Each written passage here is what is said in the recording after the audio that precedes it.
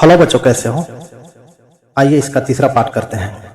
When the British government was compelled to set India free, जब British government को बाध्य किया गया to set India free, Bharat को आजाद करने के लिए, it tried to threaten the unity of India, तो इसने भारत की एकता को बिगाड़ने की धमकी दी by playing a game of conspiracy, साजिश का खेल खेलते हुए, of freeing more than 500 tiny states independently, 500 से ज्यादा राज्यों को स्वतंत्र रूप से देने की बात करके।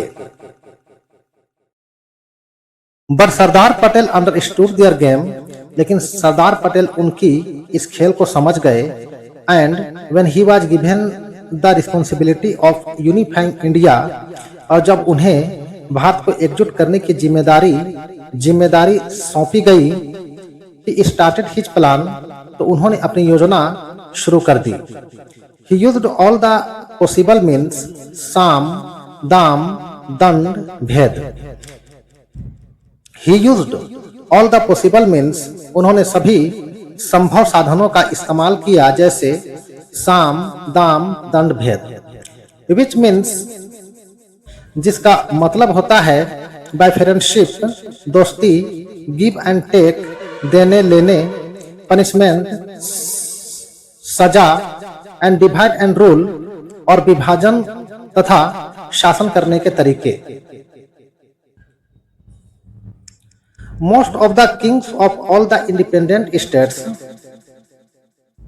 ज्यादातर राजाओं स्वतंत्र राज्यों के, join the biggest democracy of the world, दुनिया के इस सबसे बड़े लोकतंत्र में शामिल हो गए। पटेल सेड दैट, पटेल ने कहा कि पावर शुड बी यूज्ड, शक्ति का इस्तेमाल होना चाहिए, टू अचीव द गोल, लक्ष्य प्राप्त करने के लिए। And if this power stops in achieving the goal, अगर यह शक्ति लक्ष्य प्राप्त करने में रोकती है, then immediately leave this power, तो तुरंत इस पावर को हमें छोड़ देना चाहिए, which leads to the wrong direction, जो गलत दिशा की ओर ले जाती है। This is the heroic tale of a simple man, यह एक साधारण व्यक्ति की वीर गाथा है, who due to his intelligence and patriotism, जो अपनी बुद्धिमत्ता और देशभक्ति के कारण became the iron man of Indian politics, भारतीय राजनीति के लौह पुरुष बने।